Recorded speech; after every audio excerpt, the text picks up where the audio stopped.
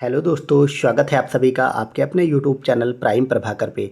दोस्तों, अभी 2 दिन पहले हमने एक वीडियो बनाया था और उसमें मैंने आप पीवाईक्यूज़ के आधार पर आप सबको ये बताया था कि हम जीएस के सिर्फ अगर 26 टॉपिक को कर लें, वो 26 टॉपिक कौन से थे वो सब मैंने आपको कंप्लीट समझा रखा था और जो कि आपको स्क्रीन पे अभी दिख भी रहे होंगे। ठीक है, तो ये सारे वो 26 टॉपिक थे जिससे आपके जो ग्रुप सी और ग्रुप डी का एग्ज़ाम है इलाहाबाद हाई कोर्ट का, उसमें जो भी अभी तक क्वेश्चन आए हैं या आने की संभावना है, संभावना नहीं मतलब मान के चलो आप इन्हीं 26 टॉपिक से वो सारे क्वेश्चंस आएंगे। तो उन 26 के 26 मैंने आपसे पूछा था कि आप लोग अगर कहें तो मैं उनकी वीडियोस खुद ही आपको प्रोवाइड करा देता हूं। ठीक है, तो आप सब ने उसके नीचे कमेंट किया था और बताया था कि आप सब मुझे वो वीडियो प्रोवाइड कराए, कल ही आप लोगों ने बताया और मैं आज ही आपको उसका पहला वीडियो दे रहा हूँ। इसमें कुल 26 टॉपिक थे, लेकिन मैं कोशिश करूँगा कि 20 वीडियोस के माध्यम से मैं आपको ये कंप्लीट 26 टॉपिक करा दूँ, क्योंकि कुछ एक में ऐसा रहेगा कि कोई एक आध टॉपिक मुझे और जोड़ना रहेगा तो वह मैं जोड़ दूँगा, या फिर कुछ और जैसे 2 को एक में मर्ज करना रहेगा वो मर्ज कर दूँगा, कुछ एक्स्ट्रा रहेगा तो वो भी मैं आपको करा दूँगा। तो मैं 20 वीडियोज़ में आपको कंप्लीट कराऊँगा, लेकिन ये 20 वीडियो क्या आपको 20 दिन में मिलेगी? जी नहीं, ये वीडियो आपको आने वाले 1 हफ्ते से लेकर मैक्सिमम 10 दिन के अंदर मिल जाएंगी। आप सिर्फ इन वीडियोस को देख कर जाइए। इसके बाद मैं आपको कुछ लगभग टॉप 500 जीके जीएस के आपके क्वेश्चन कराऊंगा, 500 क्वेश्चन। उन क्वेश्चंस को आप प्रैक्टिस कर लीजिए और ये वाले 26 टॉपिक देख लीजिए, क्योंकि इन 26 टॉपिक से बाहर आपके ग्रुप सी का एग्ज़ाम हो, ग्रुप डी का एग्ज़ाम हो, स्टेनो का एग्ज़ाम हो, कोई भी एग्ज़ाम हो, इससे बाहर क्वेश्चन नहीं आते हैं। ठीक है, तो उसी सीरीज में आज मैं आपको कराने वाला हूँ पहला वीडियो और आज का हमारा टॉपिक रहेगा प्रमुख अनुच्छेद। तो मैं आपको भारतीय संविधान के सभी प्रमुख अनुच्छेद वो सब कराऊंगा जो आपके एग्जाम में पूछे जाएंगे। और इसके साथ में यहाँ पे नहीं लिखा है, लेकिन मैं आपको बता दूं, मैं आपको जो है वो प्रमुख अनुसूचियाँ भी कराते हुए चलूँगा, क्योंकि हमारे संविधान में सिर्फ 10 ही अनुसूची हैं। तो उन 10 की 10 अनुसूची को मैं 12 अनुसूचियाँ भी हो गई हैं, तो उन 12 की 12 अनुसूची को मैं आपको कराते हुए चलूँगा। तो चलिए अब देखते हैं प्रमुख अनुसूची और प्रमुख अनुच्छेदों को। तो हम चलिए सबसे पहले 12 अनुसूचियों को देख लेते हैं और उसके बाद हम सभी संविधान के प्रमुख अनुच्छेदों को देखेंगे। अगर आपको इसका पीडीएफ या फिर इसके मतलब ये इसी पिक्टोरल फॉर्म में ये पिक्स चाहिए तो आप लोग मेरा टेलीग्राम ज्वाइन कर लें, उसमें मैं आपको दे दूंगा। तो आप लोग उसको रख लेंगे अपने पास। उससे क्या रहेगा कि आप लोग बार बार और मल्टीपल टाइम रिवीजन कर लेंगे। ठीक है, तो हमारी पहली अनुसूची मैं आपको बताऊंगा, इसमें थोड़ा भाषा वगैरह लिखी है, मैं आपको बहुत शॉर्ट में बताऊंगा आपको क्या याद रखना। पहली अनुसूची में सिर्फ इतना याद रखना है कि भारत और राज्य संघ, जैसे भारत क्या है, भारत जो है वो अनेक राज्यों से मिल करके बना है। India that is Bharat is the union of state, ये इसको बोला जाता है। ठीक है, भारत जो है वो राज्यों का संघ है। तो वो सब बातें जो हैं वो इसी अनुसूची 1 में लिखी गई हैं, पहली अनुसूची में। ठीक है, अब हम दूसरी अनुसूची की अगर बात करें तो इसमें क्या है, आपको ओवरऑल क्या याद रखना है। इस दूसरी अनुसूची में जो है वो वेतन भत्ते और पेंशन है, आपको सिर्फ इतना याद रखना है। अब किसके हैं वो आपसे नहीं पूछेगा इस एग्ज़ाम में, क्योंकि किसके किसके इसमें जिक्र हैं ये जो है पीसीएस या फिर आईएएस लेवल हो जाता है। ठीक है, आपसे सिर्फ इतना पूछेगा कि पेंशन, वेतन और भत्तों का जिक्र किस अनुसूची में है, तो दूसरी अनुसूची में। ठीक है, बाकी आप एक पढ़ने को पढ़ सकते हैं, राष्ट्रपति, राज्यपाल, लोकसभा एवं विधानसभा के अध्यक्ष, उपाध्यक्ष, राज्यसभा, विधान परिषद के सभापति, उपसभापति, उच्चतम एवं उच्च न्यायालय के न्यायाधीश और कैग, इन सभी को जो मिलने वाला वेतन भत्ता पेंशन होता है वो सभी जो है उसका जिक्र इसमें मिलता है। अब आप एक चीज़ देख रहे होंगे, इसमें अगर कोई चीज़ छुटी हुई तो क्या छुटी हुई? उपराष्ट्रपति। उपराष्ट्रपति को आप लोग याद रखें कि उपराष्ट्रपति का कोई अलग से वेतन नहीं मिलता, इसीलिए उसमें यहाँ पे जिक्र नहीं है। ठीक है, अगला देखते हैं। अगला है तीसरी अनुसूची हमारी। तीसरे में क्या है? भारत संघ के प्रमुख पदाधिकारियों के शपथ और प्रतिज्ञान। तो तीसरे में आपको क्या याद रखना है? दूसरे में वेतन भत्ते पेंशन, तीसरे में शपथ। ठीक है, जैसे मतलब जो भी सांसद वगैरह, राष्ट्रपति और ये सब लोग जो प्रधानमंत्री शपथ लेते हैं उन सबसे रिलेटेड चीज़ें इसमें की गई हैं। ठीक है, फिर शायद राष्ट्रपति का जो शपथ है वो इसमें जिक्र नहीं है, बाकी सबका है। फिर चौथी अनुसूची, राज्यसभा में स्थानों का आवंटन, किस राज्य से कितनी सीटें रहेंगी, ये सब ओवरऑल इतना याद रखना। राज्यसभा में जो सीटें होती हैं वो चौथी अनुसूची में। फिर पाँचवीं अनुसूची आपको याद रखना है, अनुसूचित क्षेत्रों और अनुसूचित जनजातियों के प्रशासन और नियंत्रण के बारे में उपबंध करता है। ठीक है, तो एससी और एसटी का जो प्रशासन है उसके बारे में पाँचवीं अनुसूची में है। और छठी अनुसूची की अगर बात करें तो इसमें असम, मेघालय, त्रिपुरा और मिजोरम राज्यों के जनजातीय क्षेत्रों के प्रशासन के बारे में है। तो पाँचवीं में आपको याद रखना है ओवरऑल भारत के सभी एससी और एसटीज़ के प्रशासन के बारे में वर्णन है। और छठी में सिर्फ और सिर्फ 4 राज्यों का वर्णन है। वो 4 राज्य कौन है? असम है, मेघालय है, त्रिपुरा है और मिजोरम है, ये आप याद रखेंगे। तो ए, ATMM आपको याद रखना, ठीक है। ATM तो याद रहेगा आपको, एक एम और लास्ट में जोड़ देना। तो ATM मतलब असम, त्रिपुरा, मेघालय, मिजोरम, ठीक है। यहाँ पे मणिपुर से कंफ्यूज नहीं होना आपको कि इसमें मणिपुर शामिल नहीं है। अब 7वीं अनुसूची की बात करें तो इसमें संघ और राज्यों के बीच शक्तियों का विभाजन, ठीक है, जिसमें आपकी राज्य सूची, समवर्ती सूची और केंद्र सूची जो आती है संघ सूची, वो 7वीं अनुसूची में। ये 7वीं वाली बहुत इंपॉर्टेंट है, आपके एग्जाम में यहाँ से बार बार क्वेश्चन बनते हैं। फिर नेक्स्ट है 8वीं अनुसूची। तो जो हमारी भाषाएं हैं, 22 भाषाओं को अभी तक मान्यता मिल चुकी है, वो राजभाषाएं जो हैं वो इसी 8वीं अनुसूची में लिखी गई हैं, ठीक है। फिर नेक्स्ट है हमारा 9वीं अनुसूची, कुछ अधिनियमों और विनियमों की विधिमान्यीकरण। ये मतलब 9वीं अनुसूची को आप इसको ये अब नहीं पूछी जाती है, कारण क्या है, ये 9वीं अनुसूची नेहरू जी के समय में पास कराया गया था, ठीक है। और बाद में सुप्रीम कोर्ट ने इसको ऑलमोस्ट मतलब इसको अपने फैसले के तहत ऐसा कर दिया कि अब इसका कुछ खास यूज नहीं होता है। मैं आपको पूरा ओवरऑल समझा नहीं रहा हूँ, वो फिर लंबा पूरा आपको सुप्रीम कोर्ट और संपत्ति का विवाद वगैरह वो सब समझाना पड़ेगा। ओवरऑल इतना ये था, मैं आपको ब्रीफ में समझाता हूँ 30 सेकंड के अंदर। इसमें क्या था 9वीं अनुसूची में, पहले ये था कि जो प्रॉपर्टी का राइट है, संपत्ति का अधिकार, वो एक मौलिक अधिकार था, ठीक है। और सरकार को बहुत सारे, जब देश आज़ाद हुआ तो बहुत सारे भूमि सुधार करना था, तो सरकार ने जितने भी बहुत ज़्यादा भूमि वाले लोग थे, लैंड होल्डर्स थे, उनकी भूमि को जब्त करना शुरू कर दिया। तो ये लोग सब उसको फंडामेंटल राइट था, चूँकि राइट टू प्रॉपर्टी, ठीक है। तो ये लोग उसके तहत चले गए सुप्रीम कोर्ट। तो सुप्रीम कोर्ट में ये लोग चले गए, तो सुप्रीम कोर्ट ने कहा कि ये तो फंडामेंटल राइट है, गवर्नमेंट छीन नहीं सकती इनकी संपत्ति को या भूमि को, ठीक है। तो इसको हटाने के लिए नेहरू जी की सरकार लेकर के आती है 9वीं अनुसूची। और आपको याद रखना, ये पहला संविधान संशोधन होता है संविधान में, उसी के तहत 9वीं अनुसूची जोड़ी जाती है। और ये कहा जाता है कि अगर कोई भी चीज़, कोई भी परिवर्तन या कोई भी नियम है, उसको अगर 9वीं अनुसूची में सरकार डाल देती है, संसद डाल देती है, तो उस पर तो मतलब सुप्रीम कोर्ट कोई भी अपना फैसला नहीं दे सकेगा, रोक नहीं लगा सकेगा, ठीक है।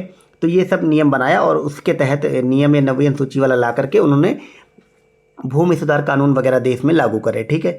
लेकिन बाद में ऐसे चलते चलते बहुत सारे केसेस हुए, फिर केशवानंद भारती केस होता है और उसमें सुप्रीम कोर्ट ये कहता है कि नहीं, आप सुप्रीम कोर्ट के ये अधिकार होगा कि सुप्रीम कोर्ट 9वीं अनुसूची में भी कुछ चीज़ को अगर आप डालोगे तो उसका भी वो क्या कर सकेगा, उसका वो पुनर्मूल्यांकन कर सकेगा। लेकिन ये भी याद रखना, थोड़ा मतलब पूछेगा तो इतना डीप में जाके नहीं, कि वो जो है रेट्रोस्पेक्टिव, क्या बोलते हैं उसको हिंदी में, भूतलक्षी प्रभाव जो होते हैं, यानी कि जो प्राचीन पहले जो इसको प्रभाव से हो चुके 9वीं अनुसूची के, उसको नहीं बदला जाएगा, लेकिन फ्यूचर में इनको। तो इस कारण ये क्या हुआ कि 9वीं अनुसूची अब यूज नहीं होती। फिर 10वीं अनुसूची बार बार पूछी जाती, मोस्ट इंपॉर्टेंट है, ये जो एंटी डिफेक्शन लॉ है, दल बदल कानून है, उसके बारे में। और 11वीं अनुसूची पंचायतों से है और 12वीं अनुसूची नगर पालिका से। तो ये हमारी अनुसूचियाँ हो गई। थोड़ा समझाने के चक्कर में 5 मिनट लग गए इसको बताने में, लेकिन ये इंपॉर्टेंट है, आपको एक सवाल देखने को मिल सकता है, ठीक है। अब मैं आपको बताऊँ इसमें याद क्या करना है।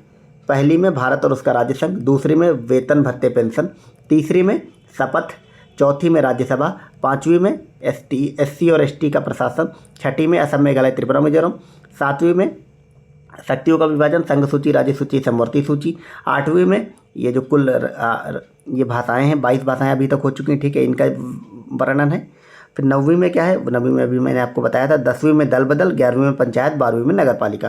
तो ये हमारी अनुसूची हो गई। अब चलिए हम संविधान के प्रमुख अनुच्छेदों को देखते हैं, इसको बड़ा कर लेते हैं ताकि आपको अच्छे से समझ में आए।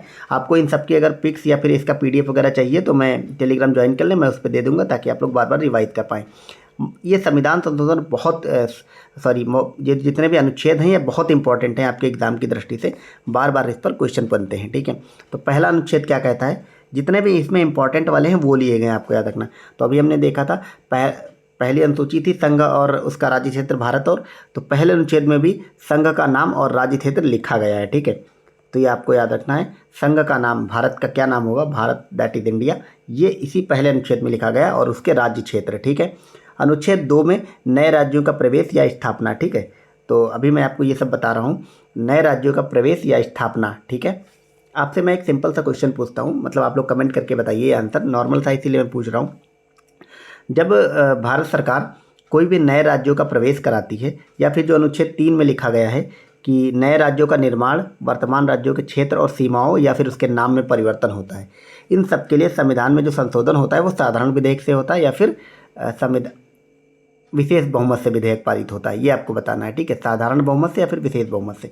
तो अनुच्छेद दूसरे में क्या है, नए राज्यों का प्रवेश। तीसरे में क्या है, जो राज्य हैं भारत में उसी में से नए राज्य बना देना, या फिर जो वर्तमान राज्य उसकी सीमाएं बदल देना, उसके नाम बदल देना, ये 3 में है, ठीक है। तो 3 और 2 में कंफ्यूज नहीं होना, 2 में नए राज्य का प्रवेश। और ये जो प्रवेश होता है ये बाहरी राज्य का, मतलब बाहरी किसी देश को मान लो जीत ले भारत, ठीक है, युद्ध करके आसपास के देश या कहीं के भी, तो उसको भारत का राज्य बनाया जा सकता है। अब अनुच्छेद 5 को हम देखते हैं, तो संविधान के प्रारंभ पर नागरिकता। तो ओवरऑल क्या याद रखना आपको, नागरिकता अनुच्छेद 5 से लेकर के 9 तक टोटल चलती है, लेकिन 5 याद रखना नागरिकता पे। अनुच्छेद 12 की बात करें तो ये राज्य की परिभाषा की बात करता है, ठीक है, मतलब स्टेट क्या है, ये स्टेट वो वाला स्टेट नहीं जैसे उत्तर प्रदेश बिहार ये वाला स्टेट नहीं। State in the sense overall जो भी राज्य है, सरकार है, वो सारी सरकारें होंगी स्टेट की, केंद्र की, जितने भी आपका सुप्रीम कोर्ट हो, न्यायाधीश हों, जितने भी अधिकारी हैं वो सब स्टेट कहे जाते हैं, ठीक है। तो स्टेट की परिभाषा कहाँ दी गई, अनुच्छेद 12 में। अनुच्छेद 14 में विधि के समक्ष समता और विधियों का समान संरक्षण की बात की गई। अनुच्छेद 15 में कहा गया धर्म, मूलवंश, जाति, लिंग या जन्मस्थान के आधार पर विभेद का प्रतिषेध, यानी कि इसके आधार पर भेदभाव नहीं होगा। अनुच्छेद 16 लोक नियोजन में अवसर की समानता की बात करता है, ठीक है। तो ओवरऑल याद रखना, लोक नियोजन का मतलब जो भी सरकारी नौकरियां होती है, इतना आप समझे, ठीक है। पब्लिक सर्विसेज में जो आरक्षण वगैरह वाला जिक्र है वो इसी अनुच्छेद 16 में ही संशोधन करके किया जाता है, इसी में है। अनुच्छेद 17 ये बार बार पूछा भी गया कई बार, अस्पृश्यता का अंत, ठीक है। फिर अनुच्छेद 18 इसमें उपाधियों का अंत किया गया है। अनुच्छेद 19 बहुत इंपॉर्टेंट, आपसे पूछेगा स्वतंत्रता का अधिकार कहाँ है, ठीक है, तो ये वाक स्वातंत्र्य ये सब इसमें आता है। और आपको याद रखना है कि जो प्रेस की स्वतंत्रता है वो भी इसी अनुच्छेद 19 में ही आती है। अनुच्छेद 20 में क्या है, अपराधों की दोष सिद्धि के संबंध में संरक्षण दिया गया। जैसे आपको अगर पुलिस अरेस्ट करती है तो आप दोषमुक्त हैं, इसके लिए आपको संरक्षण दिया गया, आप कोर्ट में जाएंगे, ये सब का जिक्र इसी में है। अनुच्छेद 21 मोस्ट इंपॉर्टेंट, प्राण एवं दैहिक स्वतंत्रता का संरक्षण किया गया है, ठीक है। और इसी अनुच्छेद 21 हालांकि ये बहुत बड़ा है, इसी में आता है आपकी निजता का अधिकार, ये इसी के तहत आता, ठीक है। कहीं भारत भर में बसना जाना, भारत भर में घूमना, ठीक है, तो ये सब इसमें आते हैं, विदेश जाना, ये सब 21 में आते हैं। और निजता का अधिकार भी 21 में आता है। अब अनुच्छेद 21 का या 21A की बात करें तो इसमें है 6 से 14 वर्ष तक के सभी बच्चों को निःशुल्क और अनिवार्य शिक्षा का अधिकार, ठीक है, ये इसमें आ गया है। हालांकि अभी इसको फंडामेंटल राइट से हटा के कानूनी अधिकार बना दिया गया है। तो आप याद रखेंगे। अनुच्छेद 22 क्या है, कुछ दशाओं में गिरफ्तारी और निरोध से संरक्षण, ठीक है। तो कुछ विशेष दशाएं जिसमें आपको पुलिस गिरफ्तार नहीं कर सकती, उन सबको इसमें जिक्र किया गया है। फिर अनुच्छेद 23 की अगर बात करें तो मानव दुर्व्यापार और बलात्कार का प्रतिषेध भी, ये बहुत इंपॉर्टेंट है, जो भी इंपॉर्टेंट है मैं उसको बता देते हुए चल रहा हूँ। तो मानव दुर्व्यवहार और बलात्कार का प्रतिषेध जो किया गया है वो अनुच्छेद 23 में किया गया है। अनुच्छेद 24 में कारखानों आदि में बालकों के नियोजन का प्रतिषेध है। तो जो छोटे बच्चे कारखानों आदि में, खान वगैरह में काम नहीं करेंगे, 24 में है। मानव दुर्व्यापार या फिर बलात् श्रम जिसको बोलते हैं, बेगार वगैरह, वो 23 में है। अनुच्छेद 25 में वही धर्म वाली स्वतंत्रता जो है, अंतःकरण के और धर्म के अबाध रूप से मान्य आचरण और प्रचार करने की स्वतंत्रता, ठीक है, ये सब 25 में आते हैं। अब हम नेक्स्ट चलते हैं, 25 में आ गए, अब 29 पे आते हैं।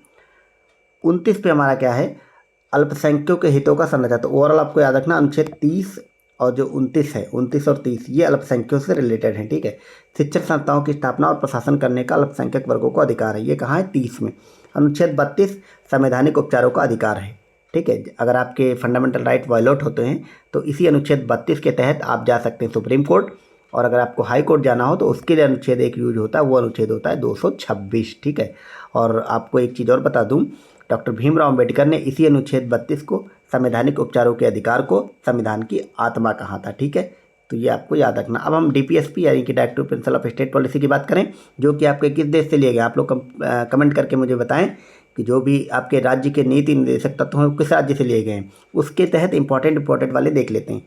अनुच्छेद 39 का, ये बार बार पूछा जाता है, या 39 है, समान न्याय और निःशुल्क विधिक सहायता, यह 39A में आता है, ठीक है। अनुच्छेद 40 में आता है ग्राम पंचायत, ये तो मोस्ट इंपॉर्टेंट है, आप याद रखेंगे। अनुच्छेद 44 UCC जिसको बोलते हैं, यूनिफॉर्म सिविल कोड, ठीक है, नागरिकों के लिए एक समान सिविल संहिता। अनुच्छेद 45 6 वर्ष से कम आयु के बालकों के लिए प्रारंभिक बाल्यावस्था देखरेख और शिक्षा का उपबंध किया गया है, ठीक है।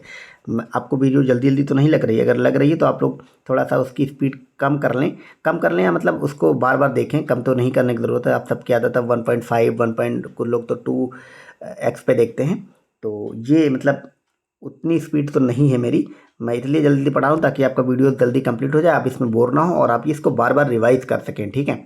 अनुच्छेद 48 अब देखें तो ये है कृषि और पशुपालन का संगठन, मोस्ट इंपॉर्टेंट, ठीक है। अनुच्छेद 48A पर्यावरण का संरक्षण और संवर्धन और वन और वन्यजीवों की रक्षा। तो 48 किस में आता है? कृषि और पशुपालन। 48A किस में आता है? पर्यावरण में। कंफ्यूज नहीं होना है आपको, ठीक है। अगर मिलान करने को दे देगा 4 अनुच्छेद लिख के तो उसमें 48 और 48A में कंफ्यूज हो जाएंगे आप, ठीक है। 48A पर्यावरण, 48 कृषि और पशुपालन। फिर है अनुच्छेद 50 कार्यपालिका का न्यायपालिका से पृथकीकरण, ठीक है। ये आएगा अनुच्छेद 50 में। 51 में अंतर्राष्ट्रीय शांति और सुरक्षा। 51 का मूल कर्तव्य, ठीक है। मूल कर्तव्य सरदार स्वर्ण सिंह समिति के आधार पर गठित किए गए थे, ठीक है। और ये किस संविधान संशोधन के द्वारा भारत में जोड़े गए थे, ये आप लोग कमेंट करके बताएं, क्योंकि वो बहुत इंपॉर्टेंट है और बहुत ही मतलब ईजी भी है, ठीक है। और एक क्वेश्चन और पूछता हूँ, वो भी आप लोग कमेंट करें। वो क्वेश्चन क्या है कि मूल कर्तव्य भारत में किस देश के संविधान से लिए गए? चलिए वो मैं खुद ही बता देता हूँ। वो लिए गए यूएसएसआर से, जो कि मतलब रसिया का पहले अभाज्य रसिया था। पहले जब टूटा नहीं था रूस तो उसको यूएसएसआर बोलते थे, ठीक है। सोवियत यूनियन जिसको कि कहते हैं। अगला है अनुच्छेद 52, ये राष्ट्रपति भारत का एक राष्ट्रपति का होगा। तो अनुच्छेद 52 किससे रिलेटेड? राष्ट्रपति का। 53 क्या कहता है कि संघ की कार्यपालिका शक्ति राष्ट्रपति में निहित होगी। तो संघ की कार्यपालिका शक्ति का सर्वोच्च स्तर पर कौन है? राष्ट्रपति है। 53 में। 52 में भारत का एक राष्ट्रपति है। अनुच्छेद 58 में राष्ट्रपति पद की योग्यता। इसमें सिर्फ वो अनुच्छेद लिखे गए जहाँ जो आपके एग्जाम में पूछे जाते हैं, ठीक है। राष्ट्रपति का जो शपथ है वो किस में जिक्र है? अनुच्छेद 60 में। हमने जब ऊपर शपथ दिखाई थी तो उसमें बताया था कि राष्ट्रपति इसमें नहीं होता, शामिल होता है, ठीक है। क्योंकि राष्ट्रपति के शपथ के लिए अलग से अनुच्छेद जोड़ा गया, वो अनुच्छेद है 60। 61 में राष्ट्रपति पर महाभियोग है। ये बहुत इंपॉर्टेंट है, तीन के तीनों। राष्ट्रपति पद 58, राष्ट्रपति का शपथ 60 और राष्ट्रपति पर महाभियोग 61 में है, ठीक है।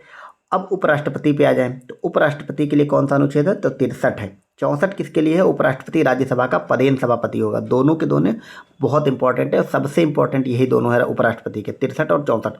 63 में उपराष्ट्रपति भारत में एक उपराष्ट्रपति होगा, इसकी बात करी गई है।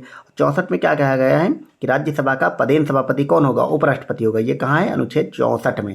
अब अनुच्छेद 72 मोस्ट इंपॉर्टेंट, राष्ट्रपति की जो क्षमादान देने की शक्ति होती है, 5 तरह की होती हैं, ठीक है। वो जो शक्तियां हैं वो अनुच्छेद 72 में जिक्र है। अनुच्छेद 74 में राष्ट्रपति को सहायता और सलाह देने के लिए मंत्रिपरिषद होगी।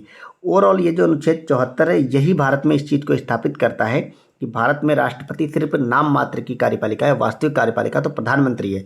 प्रधानमंत्री या फिर मंत्रिपरिषद, वो वही बात है, ठीक है। तो अनुच्छेद 74 में कहा गया कि राष्ट्रपति को सहायता और सलाह देने के लिए मंत्रिपरिषद बाध्य है, ठीक है। और ये भी आपसे कभी कभी स्टेटमेंट तो नहीं देगा, इसमें इनमें नहीं पूछा जाता है, पर आप लोग जान लीजिए कि अगर मंत्रिपरिषद कोई सलाह देती है या राष्ट्रपति कुछ करने को कहती है तो क्या राष्ट्रपति बाध्य है? तो 42वें संविधान संशोधन में ऐसा कहा गया था कि राष्ट्रपति बाध्य है, लेकिन बाद में 44वें के द्वारा बदल दिया गया और कहा गया कि राष्ट्रपति पहली बार में बाध्य नहीं, लेकिन राष्ट्रपति मान लो लौटा देता है या फिर साइन नहीं करता और दोबारा मंत्रिपरिषद भेजता है, तब राष्ट्रपति उसको करने के लिए बाध्य होता है, ठीक है। तो ये आप इतना याद रखेंगे। फिर नेक्स्ट हम देखेंगे 75(1), अनुच्छेद 75(1), प्रधानमंत्री की नियुक्ति राष्ट्रपति करेगा और अन्य मंत्रियों की नियुक्ति प्रधानमंत्री की सलाह पर राष्ट्रपति करेगा। तो ये प्रधानमंत्री की नियुक्ति अनुच्छेद 75(1) में आपसे पूछेगा कि निम्न में से किस अनुच्छेद में प्रधानमंत्री की नियुक्ति का जिक्र है? तो अनुच्छेद 75(1) में कौन करेगा? राष्ट्रपति करेगा। अनुच्छेद 76 भारत का महान्यायवादी, मोस्ट इंपॉर्टेंट, ये बार बार पूछा जाता है कि महान्यायवादी और एक कैग सीएजी का जिक्र किस अनुच्छेद में होता है? तो कैग अभी हम आगे देखेंगे 148 में होता है, तो 76 में होता है भारत का महान्यायवादी। संसद की अगर बात करें तो संसद के लिए जो अनुच्छेद है वो है अनुच्छेद 78। अनुच्छेद 78 में कहा गया कि भारत की एक संसद होगी, ठीक है। अनुच्छेद 85 संसद के सत्र, सत्रावसान और विघटन। तो संसद सत्र कब होगी, सत्रावसान कब होगा, उसका विघटन कब होगा, इन सभी का जिक्र अनुच्छेद 85 में किया गया है, ठीक है। बाकी संसद की अब जितनी भी हमारी कॉन्स्टिट्यूशन की शब्दावलियाँ हैं उनको भी मैं अपने 26 टॉपिक मैंने शामिल करा है, उसका मैं अलग से आपको वीडियोस प्रोवाइड कराऊंगा, ठीक है। अब अनुच्छेद 108 बहुत इंपॉर्टेंट है, जो दोनों सदनों की संयुक्त बैठक होती है उसके लिए अनुच्छेद 108 है। ये बहुत इंपॉर्टेंट है, आपसे पूछा जा सकता है। अनुच्छेद 108 संयुक्त अधिवेशन के लिए होता है। अब आपसे मैं एक क्वेश्चन पूछ रहा हूँ, आप लोग बताएं कि जब संयुक्त अधिवेशन होता है तो उसमें जो बैठक होती है उसकी अध्यक्षता कौन करता है? ऑप्शन मैं देता हूँ, लोकसभा अध्यक्ष, लोकसभा उपाध्यक्ष, उपराष्ट्रपति या फिर राज्यसभा का उपाध्यक्ष, ठीक है। आप लोग बताएं क्या जरूरी है। और अगर जो लोग ये भी बता सकते हैं कि क्रम आप लोग बताएं कि मान लो अगर मुझे आंसर बताना पड़ जाएगा, जैसे मान लो फॉर एग्जांपल कि उपराष्ट्रपति ने इसकी अध्यक्षता करी, ठीक है। ये आंसर नहीं है इसका, मैं एक क्वेश्चन पूछ रहा हूँ। उपराष्ट्रपति ने अगर अध्यक्षता करी और उपराष्ट्रपति अगर शामिल नहीं है तो कौन करेगा, ऐसे आपको बताना। सीक्वेंस में टॉप 3 आपको बताने हैं कि कौन कौन अध्यक्षता करेगा अगर उनकी अनुपस्थिति होती है तो, ठीक है। फिर 110 बहुत इंपॉर्टेंट अनुच्छेद है, धन विधेयक की परिभाषा लिखी गई है, ठीक है। और धन विधेयक को कौन सा विधेयक धन विधेयक है ये बताता कौन है, तो ये बताता है लोकसभा का अध्यक्ष, ठीक है। अनुच्छेद 111 विधेयकों पर राष्ट्रपति की अनुमति पहले से ली जाती है, वो अनुच्छेद 111 में जिक्र है। अनुच्छेद 112 में वार्षिक वित्तीय विवरण जिसको कि बजट कहते हैं इसका जिक्र है। तो आपसे क्वेश्चन पूछेगा कि भारतीय संविधान में बजट का जिक्र है, तो गलत है। भारतीय संविधान में बजट शब्द का कहीं भी जिक्र नहीं है, वार्षिक वित्तीय विवरण का जिक्र है, जिसको ही हम बोलचाल की भाषा में बजट कह देते हैं। और इसके लिए अनुच्छेद कौन सा, 112 मोस्ट इंपॉर्टेंट, ठीक है। अब अनुच्छेद 123 ये बहुत इंपॉर्टेंट है, ये वही है संसद के विश्व शांतिकाल में या अध्यादेश प्रख्यापित करने की राष्ट्रपति की शक्ति, ठीक है। अध्यादेश से रिलेटेड ये सारे क्वेश्चन पूछे जाते हैं। क्या क्या पूछे जाते हैं मैं आपको बता दूं, मतलब इसमें सिर्फ अनुच्छेद पूछेगा। अध्यादेश का अनुच्छेद है 123, ठीक है। अध्यादेश जारी कौन करता, राष्ट्रपति। कब जारी करता, जब संसद के दोनों सत्र ना चल रहे हो या फिर एक सत्र ना चल रहा हो, ठीक है। और जब संसद सत्र उसके बाद चलेगा तो उसके 6 सप्ताह के भीतर उसको पास करवाना जरूरी होता है। यहाँ पे आपको याद रखना है कि 6 सप्ताह मतलब लगभग 1.5 महीने के अंदर उसको पास कराना जरूरी होता है। और ये अनुच्छेद कौन सा अध्यादेश के लिए, वो है 123। नेक्स्ट देखते हैं, अब यहाँ पे सुप्रीम कोर्ट वाले अनुच्छेद चालू हो गए और ये बहुत ज़रूरी है, यहाँ से बार बार क्वेश्चन बनते हैं। अगला हमारा जो इम्पोर्टेंट अनुच्छेद है वो हो जाएगा आपका अनुच्छेद 124। ये बहुत इंपॉर्टेंट है, सुप्रीम कोर्ट का जिक्र इसमें है, ठीक है। स्थापना और गठन की बात इसमें करी गई। अनुच्छेद 129 ये उससे भी ज़्यादा इंपॉर्टेंट, सुप्रीम कोर्ट एक अभिलेख न्यायालय होगा, ये अनुच्छेद 129 में इसका जिक्र है। एक थोड़ा सा थ्योरेटिकल क्वेश्चन है, आपके एग्जाम में नहीं आएगा, पर फिर भी मैं आपको पूछ रहा हूँ कि आप लोग बताएं अभिलेख न्यायालय क्या होता है। चलिए मैं ही बता देता हूँ। अभिलेख न्यायालय का मतलब होता है सिंपल सा कि सुप्रीम कोर्ट का अगर कोई फैसला होता है तो वो उसका महत्व इतना ही होता है जितना संसद के द्वारा पारित किसी कानून का, ठीक है। और उसको एक अभिलेख मान लिया जाता है, यानी कि उससे छोटे वाले जितने भी न्यायालय हैं, चाहे हाई कोर्ट हो, डिस्ट्रिक्ट कोर्ट हो, कोई भी न्यायालय हो, उस न्यायालय के फैसले को अपनी वो नज़ीर मानते हैं कि हाँ सुप्रीम कोर्ट ने वहाँ ये कहा था तो ये एक तरह का कानून हो गया, ठीक है। तो ये अनुच्छेद 129 में आएगा। अगला है 137, इसमें निर्णयों या आदेशों का उच्चतम न्यायालय द्वारा पुनर्विलोकन, ठीक है। यानी कि सुप्रीम कोर्ट जो है उसको जो न्यायिक पुनरावलोकन की शक्ति है वो किस अनुच्छेद में, 137 में। आपसे एग्जाम में सिर्फ ये पूछेगा, ठीक है। 143 यानी कि 143, ये आप सबको पता होना चाहिए। उच्चतम न्यायालय से परामर्श करने की राष्ट्रपति की शक्ति। राष्ट्रपति किसी भी कानूनी मामले पर सुप्रीम कोर्ट से एक परामर्श मांग सकता है, वो 143 अनुच्छेद में होता है, ठीक है। 143 मैं इसलिए बोल रहा हूँ, आप सबको जल्दी याद हो जाएगा, ठीक है। लेकिन ये याद रखना है आपको, जो भी सुप्रीम कोर्ट परामर्श देता राष्ट्रपति उसको मानने के लिए बाध्य नहीं होता है, ठीक है।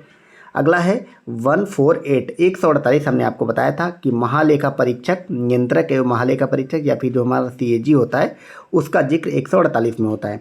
अब 152 बहुत इंपॉर्टेंट है, राज्यों के राज्यपाल। आपसे एग्जाम में क्वेश्चन पूछेगा कि राज्यपाल का जिक्र किस अनुच्छेद में है, तो वो है 152 में। 155 में राज्यपाल की नियुक्ति की बात होती है, कौन करता है, राष्ट्रपति करता है। 161 में राज्यपाल की क्षमादान की शक्ति होती है, ठीक है। अभी हमने ऊपर पढ़ा था राष्ट्रपति का क्षमादान किस अनुच्छेद में है, 72 में। राज्यपाल का क्षमादान किस अनुच्छेद में है, वो है 161 में, ठीक है। 72 और 161 राष्ट्रपति और राज्यपाल का क्षमादान की शक्ति। अगला है 163, राज्यपाल की सहायता और सलाह देने के लिए मंत्रिपरिषद होगी, ये इसका जिक्र 163 में। आप इसको कंपेयर करके पढ़ें। केंद्र में राष्ट्रपति की सहायता और सलाह देने के लिए मंत्रिपरिषद होगी, इसका जिक्र किस में था, बताएं आप लोग। अभी हमने अनुच्छेद आपको बताया था, आप लोगों ने अगर अभी रिवाइज करा होगा या अभी पढ़ा था तो आपको याद होगा। आप लोग उसको कमेंट करके मुझे बताएं कि आपको याद है या नहीं याद है, ठीक है। अनुच्छेद 164(1), इसमें कहा गया कि मुख्यमंत्री की नियुक्ति राज्यपाल करेगा और अन्य मंत्रियों की नियुक्ति राज्यपाल मुख्यमंत्री की सलाह पर करेगा। ये बात 164(1) में की गई। सेम बात केंद्र के स्तर पे किस में अनुच्छेद में की गई थी, 75(1) में। तो 75(1) जो बात केंद्र में प्रधानमंत्री पे लागू होती है, वही बात 164(1) राज्य में लागू होती है मुख्यमंत्री पे। अगला है राज्य का महाधिवक्ता, ये होता है 165 में। जैसे केंद्र में क्या था, महान्यायवादी था, तो महान्यायवादी के लिए कौन सा अनुच्छेद था, अभी हमने देखा 76। राज्य में 165 महाधिवक्ता, ठीक है। 169 राज्यों में विधान परिषदों का उत्साहन या सृजन, यानी कि विधान परिषदों का गठन और उसको समाप्त करना, ये 169 में है, ठीक है। विधान परिषद इस समय भारत के सिर्फ और सिर्फ 5 राज्यों में है। वो 5 राज्य कौन, छठा था जम्मू कश्मीर जो कि अब हट गया है। तो आपको वो 5 राज्य बताने हैं कौन कौन से हैं, आप लोग कमेंट करके बताएं कि भारत के किन 5 राज्यों में विधान परिषदें हैं। 2 मैं आपको बता देता हूँ, यूपी और बिहार। इसके अलावा की बाकी की 3 आपको बतानी है, ठीक है। और तीनों की दोनों लगभग एक पश्चिम में और एक साइड साउथ में पड़ते हैं, इतना मैंने हिंट दे दिया, बाकी आप लोग कमेंट करें। अब अनुच्छेद देखते हैं इंपॉर्टेंट में 200 अनुच्छेद आ गया है। इसमें राज्यपाल द्वारा विधेयकों पर अनुमति दी जाती है, ये 200 में कहा गया है। आपसे सिर्फ पूछेगा कि अनुच्छेद 200 में किसका जिक्र है, तो राज्यपाल जो विधेयकों पर अनुमति देता है उसका जिक्र है। फिर अनुच्छेद 213 विधानमंडल के विश्रांति काल में राज्यपाल की अध्यादेश जारी करने की शक्ति, ओवरऑल वही बात, अध्यादेश राज्यपाल द्वारा, ठीक है। तो केंद्र में जब राष्ट्रपति अध्यादेश जारी करता वो कितना अनुच्छेद था 123 123, और राज्य में जब राज्यपाल जारी करता वो कितना है 213, 123 213, ठीक है। सुप्रीम कोर्ट का जिक्र किस अनुच्छेद में था 124 में, ठीक है। और अगर राज्यों के लिए उच्च न्यायालय यानी हाई कोर्ट्स की बात करें उनका जिक्र है 214 में, ठीक है। तो 214 में हाई कोर्ट्स का जिक्र है, और 226 क्या कहता है, कुछ रिट निकालने की उच्च न्यायालय की शक्ति, ठीक है। तो हमने ऊपर देखा था अनुच्छेद 32 जो था आपने, और आपको उस समय मैंने बताया भी था, अनुच्छेद 32 के तहत सुप्रीम कोर्ट में आप जा सकते हैं, ठीक है, आपके अगर फंडामेंटल राइट वायलेट होते हैं तो। और उसी के तहत अगर आपको, सॉरी थोड़ा लेट हुआ, उसी के तहत अगर आपको राज्य के उच्च न्यायालय में जाना हाई कोर्ट्स में, तो उसके लिए अनुच्छेद 226 हो जाएगा, ठीक है। और अनुच्छेद 233 में जिला न्यायाधीशों की नियुक्ति की बात होती है, तो जो हमारे डिस्ट्रिक्ट जज वगैरह होते हैं उनके लिए अनुच्छेद कौन सा है 233, ठीक है। अनुच्छेद 239 संघ राज्य क्षेत्रों का प्रशासन, बहुत इंपॉर्टेंट है, ठीक है। पंचायत जो पार्ट है ओवरऑल पंचायत और नगर पालिका, वो मैं अलग से एक वीडियो आपको प्रोवाइड कराऊंगा, आपके एग्जाम की दृष्टि से बहुत महत्वपूर्ण है, वो उन्हीं 26 टॉपिक में आता जो मैंने फाइंड आउट करे हैं, ठीक है। फिर दिल्ली के संबंध में विशेष अनुच्छेद का जिक्र किया गया, वो अनुच्छेद है 239 का, यानी कि 239 आप लोग इंग्लिश वाला याद रखें, जल्दी याद रहेंगे। 239 ए का जिक्र कहाँ पे है, वो दिल्ली में है, ठीक है, ये आपको याद रखना है। ग्राम सभा अनुच्छेद 243 का या 243 ए, इसमें ग्राम सभा का जिक्र होता है, ठीक है। अब इसके तहत बहुत सारे, मतलब ग्राम सभा के अंतर्गत बहुत सारे अलग अलग होते हैं, ABCDEF G तक टोटल होते हैं, ठीक है। तो वो अलग अलग अनुच्छेद हैं, आपके एग्जाम में नहीं पूछे जाएंगे, इसमें इतना डीप नहीं जाते हैं वो लोग, तो सिर्फ इतना पूछेंगे 243 ए किससे है, ग्राम सभा से। 243 खा या बी ग्राम पंचायतों के गठन की बात करी गई है, ठीक है। तो 243 ए ग्राम सभा, 243 बी ग्राम पंचायतों का गठन, ठीक है। हालांकि इसमें बहुत सारे दे दिए गए हैं ऑलरेडी। इन पंचायतों के जितने भी अनुच्छेद होते हैं जो पंचायत वाले हैं, ठीक है, इसके लिए मैंने अपना एक खुद का PPT बनाया था, उसको मैं आपको दिखा के वो समझा देता हूँ, 1 मिनट रुकिए आप। तो आप स्क्रीन पे देख पा रहे हैं, ये मैंने पंचायतों से संबंधित सभी अनुच्छेद एक दृष्टि में, एक मतलब दृष्टि में एक पूरे उसमें ये लिख दिया था। इसको मैं आपको यहाँ से पढ़ाता हूँ क्योंकि उसमें हिंदी में लिखा हो और हिंदी में याद करना इसको थोड़ा कठिन होता है, ठीक है। तो 243 में क्या है, 243 ए में ग्राम सभा में हमने देखा, बी में क्या है, पंचायतों का गठन। ओवरऑल आपको इतना रखना, 243 सब में लगेगा। अब इसमें ABCD मैं आपको करके पढ़ाता हूँ, ठीक है। तो बी में पंचायत, ए में ग्राम सभा, बी में पंचायतों का गठन, सी में पंचायतों की संरचना, डी में स्थानों का आरक्षण, ठीक है। तो जो भी महिला का आरक्षण 33% है, कहीं पे SC ST वगैरह का जो भी होता है वो सब 243 डी में आता है, ठीक है। ई की बात करें तो इसमें पंचायतों की अवधि आती है। F की बात करें तो सदस्यता के लिए निर्धारताएँ होती हैं। G की बात करें तो पंचायतों की शक्तियाँ, प्राधिकार और उत्तरदायित्व आते हैं, ठीक है। जो मेला वगैरह लगता है, टैक्स वगैरह वसूलते हैं बाजार वगैरह में, वो सब इसमें आते हैं G में। H में क्या है, पंचायतों द्वारा कर अधिरोपित करने की शक्तियाँ और उनकी निधियाँ आती हैं, ठीक है। और अगला है 243 I में वित्तीय स्थिति के पुनर्विकल्प के लिए वित्त आयोग का गठन, ठीक है। तो जो भी राज्य वित्त आयोग होता है वो 243 I में आता है, ये इंपॉर्टेंट है, सबसे ज़्यादा आपसे पूछा जाएगा, ठीक है। ग्राम सभा वाला है, ग्राम पंचायत वाला, ठीक है। इसके अलावा 243 I वाला, तो राज्य के लिए जो वित्त आयोग होता है वो 243 I में आता है। जे में क्या आता है, पंचायतों के लेखाओं की संपरीक्षा। के में पंचायतों के लिए निर्वाचन। एल में संघ राज्य क्षेत्रों में लागू होना। एम में इस भाग का कतिपय क्षेत्रों पर लागू ना होना, ठीक है, मतलब जो यूटीज में लागू होता है वो एल में आता है। एन में विद्यमान विधियों एवं पंचायतों का बने रहना आता है। ओ में क्या आता है, निर्वाचन संबंधी मामलों में न्यायालय का हस्तक्षेप वर्जन है, ठीक है। तो निर्वाचन जब इसका होगा तो न्यायालय का हस्तक्षेप वर्जित है, ये ओ में आता है। हालांकि अब न्यायालय में जा सकता है, अभी ऐसा कुछ नहीं रह गया, ठीक है। तो ये हमने पंचायत से रिलेटेड देख लिए सारे, ये सारे मतलब आर्टिकल। इसका आप स्क्रीनशॉट ले लें या फिर आप मेरा टेलीग्राम ज्वाइन कर लें, उसमें मैं ये सब डाल दूंगा, ठीक है। तो हमने वहाँ पे पंचायत वाले देख लिए, अब इस पे यहाँ पे वापस आ गए और देखते हैं अब बाकी के जितने भी इंपॉर्टेंट अनुच्छेद हो सकते हैं आपके एग्जाम की दृष्टि से। अनुच्छेद 249, ठीक है, इसमें राज्य सूची के विषय में संबंध में राष्ट्रीय हित में विधि संसद के पास होती है। इसका क्या मतलब है कि अनुच्छेद 249 ये कहता है कि कोई भी, जैसे 7वीं अनुसूची में हमने पढ़ा था ना कि किस किस मुद्दे पे राज्य कानून बनाएगा, केंद्र बनाएगी, या समवर्ती सूची में था जिस पे दोनों बना सकते हैं, ठीक है। तो 249 ये कहते हैं कभी कभी राष्ट्रीय हित में अगर कुछ है और वो विषय राज्य सूची का, तो उस पर कानून संसद बना सकती है और उसी को कानून बनाने का अधिकार है और उसी का मान्य होगा, ठीक है। 253 में क्या है, अंतर्राष्ट्रीय करारों को प्रभावित करने के लिए विधान, ठीक है। तो जो भी इंटरनेशनल समझौते वगैरह होते हैं देशों से, उससे संबंधित जो कानून बनते हैं संसद में, वो आते हैं 253 में। 263 बहुत इंपॉर्टेंट है, ये आप लोग याद रखेंगे, अंतर्राज्य परिषद के संबंध में प्रतिबंध उपबंध है, ठीक है।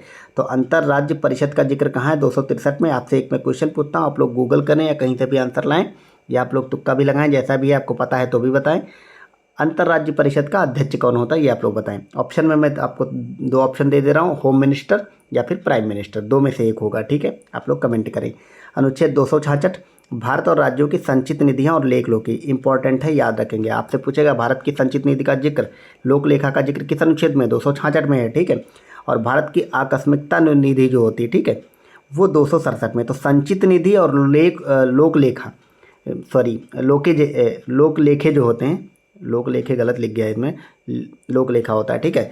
तो ये जो है ये 266 में है और आकस्मिकता निधि है 267 में। 279A में माल और सेवाकार परिषद यानी कि जीएसटी काउंसिल, तो जीएसटी काउंसिल का जिक्र जो है वो 279A में है, इम्पॉर्टेंट है, वेरी इंपॉर्टेंट। अब आप लोग ये बताइए कि जीएसटी काउंसिल के तहत ये जो अनुच्छेद जोड़ा गया था, ठीक है, तो ये जीएसटी वाला जो एक्ट पास हुआ था, ये कौन सा मतलब संविधान संशोधन था, वो आपको बताना, ठीक है। बहुत इंपॉर्टेंट है। 280 में वित्त आयोग का गठन होता है, ठीक है, वित्त आयोग 280 में। 301A, विधि के प्राधिकार के बिना व्यक्तियों को संपत्ति से वंचित ना किए जाना, यानी कि वही संपत्ति का अधिकार। हमने आपको क्या बताया था फंडामेंटल राइट के समय कि राइट टू प्रॉपर्टी या संपत्ति का अधिकार जो है, अब इसको फंडामेंटल राइट से हटा दिया गया है और इसको बना दिया गया है लीगल राइट, कानूनी अधिकार। और कानूनी अधिकार जब बनाया गया तो कहाँ पे, वहाँ से हटा करके कहाँ जोड़ा गया, ये जोड़ा गया 300A में, ठीक है। अनुच्छेद 300A, का या ए की चीज़ होती है, ठीक है। तो अनुच्छेद 300A जो है वो संपत्ति का अधिकार है और ये एक लीगल राइट है, कानूनी अधिकार है, फंडामेंटल राइट नहीं है, ठीक है। अनुच्छेद 312 ये इंपॉर्टेंट है, अखिल भारतीय सेवाएं, जो भी ये आईएएस पीसीएस वगैरह एग्जाम होते हैं, अखिल भारतीय सेवाएं इनको बोला जाता है, और ये सब आईपीएस वगैरह, ये सब अनुच्छेद 312 में आते हैं। 315 में संघ और राज्यों के लिए लोक सेवा आयोग, ये हमारा जो यूपीएससी है, यूपीपीएससी है, बीपीएससी है, अलग अलग स्टेट का लोक सेवा आयोग और केंद्र का संघ लोक सेवा आयोग, ये 315 में आते हैं। 323A में आता है प्रशासनिक अधिकरण, जितने भी ट्राइब्यूनल्स होते हैं वो 323A में आते हैं। ये सारे वो आर्टिकल हैं, अनुच्छेद हैं, जहाँ से आपके एग्जाम में क्वेश्चन बनता है, ठीक है। 324 में आता है निर्वाचन आयोग, जो चुनाव कराता है हमारा निर्वाचन आयोग, ये 324 में आता है, ठीक है। अगला है 330, लोकसभा में अनुसूचित जाति और अनुसूचित जनजातियों के लिए सीटों का आरक्षण। तो SC ST के जो आरक्षण वाली सीटें हैं लोकसभा में, वो 330 में आती हैं। और 332 में क्या आता है, राज्य की विधानसभा में, तो जो विधायक वगैरह होते हैं उनके लिए जो सीटें आरक्षित होती है SC ST की, वो 332 में, और सांसद के लिए 330 में, ठीक है। 338, राष्ट्रीय अनुसूचित जाति आयोग। 338A, अनुसूचित जनजाति आयोग। 338B यानी कि खा, पिछड़े वर्गों के लिए राष्ट्रीय आयोग। तो ये तीन के तीनों आपको याद रखना, ठीक है। तो 338 क्या है, SC आयोग, ठीक है, SC आयोग। 338A ST आयोग। 338B OBC आयोग, ठीक है। तो SC ST OBC आयोग 338, 338A, 338B, ठीक है। ये बहुत इंपॉर्टेंट है, बार बार एग्जाम में क्वेश्चन बनते हैं आपके, इसी में बनेगा क्वेश्चन, इसलिए इंपॉर्टेंट है ये, ठीक है। अनुच्छेद 343, संघ की परिभाषा हिंदी और लिपि देवनागरी होगी, ठीक है। तो ये आप लोग थोड़ा समझ लें, 343 इंपॉर्टेंट है।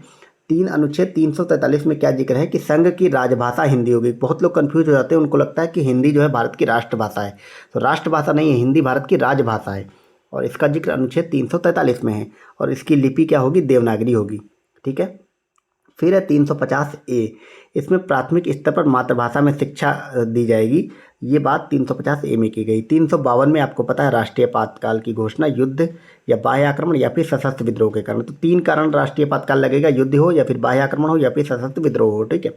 पहले यहाँ पर आंतरिक अशांति था, फिर 44वें संविधान संशोधन के द्वारा सशस्त्र विद्रोह जोड़ दिया गया आंतरिक अशांति को हटा करके, ठीक है। तो ये आपको याद रखना। आपसे सिर्फ इतना ही पूछेगा आपके एग्जाम में, जो वो पूछेगा राष्ट्रीय आपातकाल किस अनुच्छेद में, तो 352 में। 356 में वही जो राष्ट्रपति शासन लगता है राज्यों में, ठीक है, संवैधानिक तंत्र के विफल होने पर, तो 356 में आता है। 360 में वित्तीय आपातकाल का जिक्र होता है, और वित्तीय आपातकाल भारत में अभी तक एक बार भी नहीं लगा है। 368 संविधान संशोधन, संसद की संविधान संशोधन करने की शक्ति और प्रक्रिया। तो ये हमारे पूरे संविधान के सारे महत्वपूर्ण अनुच्छेद हो गए, और सारी हमने ऊपर अनुसूची भी देख ली, ठीक है। तो महत्वपूर्ण अनुसूचियाँ और अनुच्छेद हमने देख लिया है। ये वीडियो थोड़ा सा लंबा हो गया, लगभग आधे घंटे का हो गया। अगली वीडियो जो मैं आपको दूंगा वो छोटे छोटे दूंगा, मतलब उनकी लेंथ मैक्सिमम 15 से 20 मिनट की होगी, ठीक है। तो और आने वाले 10 दिनों में कंप्लीट आपको 20 वीडियोस में मैं जो भी 26 टॉपिक मैंने फाइंड आउट करे, या कुछ और मुझे लगेंगे जो इंपॉर्टेंट है, जहाँ से सवाल बन सकते वो कराऊंगा। उसके अलावा मैं जीके जीएस की प्रैक्टिस सेट शुरू कर रहा हूँ, उस ठीक है, वो भी आप लोग देखें। और उसमें मैं आपको टॉप 500 जीके जीएस के क्वेश्चन कराऊंगा। आपके जो क्वेश्चन हैं हर एक टॉपिक से उसमें रहेंगे, 100 क्वेश्चन लगभग रहेंगे हर एक सब्जेक्ट से। तो ये सारे 26 टॉपिक कर लें, वो प्रैक्टिस सेट लगा लें, उससे बाहर आपको एग्जाम में क्वेश्चन देखने को नहीं मिलेगा, ठीक है। तो आप लोग जो भी नए हों, आपने मेरे चैनल का सब्सक्राइब नहीं किया है तो वो भी कर लें। मैं इंग्लिश में आपको वोकैब वगैरह प्रैक्टिस करा रहा हूँ, वो सब वीडियोज़ आपको लिंक मिल जाएगा डिस्क्रिप्शन में, जाकर उन सबको देखें। और चैनल सब्सक्राइब नहीं किया कर लें। जो लोग भी तैयारी कर रहे हैं आपकी जानने में, उनको शेयर कर दें, ताकि उन सबकी भी हेल्प हो सके, और जीके जीएस में उनके 25 में से 25 नंबर सिक्योर हो सकें, ठीक है। मिलते हैं इसी तरह के नेक्स्ट वीडियो में, जल्दी जल्दी वीडियो आपको मिल जाएंगी सारी। चैनल को मतलब बेल आइकन भी दबा लें, ताकि आप वीडियो मिले और आपको तुरंत उसको देख लें, रिवाइज कर लें, ठीक है। और इसके पीडीएफ के लिए आप लोग मेरा टेलीग्राम ज्वाइन कर लें, वहाँ पे मैं डाल दूंगा, ठीक है। थैंक यू सो मच यहाँ तक देखने के लिए। Bye bye.